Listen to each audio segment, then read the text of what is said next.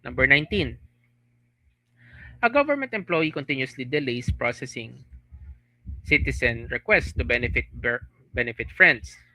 Which concept under RA 6713 is being violated? Ano po? Is it A, responsiveness? Letter B, commitment to excellence? Letter C, integrity? Or letter D, accountability? Ano po? Okay, may nagsagot. Sabi, letter B. Sabi ni Les. Ayan, ni Fatima. Mr. Reby, Emil, Crisel, A. Alin kaya dito ang tamang sagot? Ano po? The correct answer is letter A. Okay. Responsiveness. Okay. So, again, a public servant must be responsive to the needs of the public or the citizens.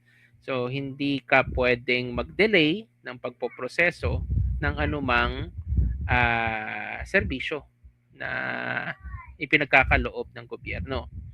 Sa katunayan, meron tayong tinatawag na citizen charter. Have you encountered that term? Citizen charter? Nakita na ba kayo ng ganon? Okay. Kung hindi pa, ang citizen charter, kapag pumunta kayo sa isa sa mga opisina ng gobyerno, mapapansin ninyo na may mga tarpaulin na kung saan nakasulat yung mga proseso na pagdadaanan upang makamit ang anumang serbisyong pinagkakaloob ng opisinang yon. Halimbawa, kukuha ka ng lisensya o di kaya mag-update ka ng rehistro. Nakalagay doon yung mga steps kung ano ang pagkakasunod-sunod ng iyong gagawin, ilang minuto ang igugugol mo, nakalagay doon, at kung meron kang babayaran, nakasulat din doon. Ano po? So, sa ganung paraan, aware ang tao kung lumalabag ba sa responsiveness ang isang opisina. Sabi, within 15 minutes, dapat tapos na. Tapos sinabi sa iyo, bumalik ka bukas.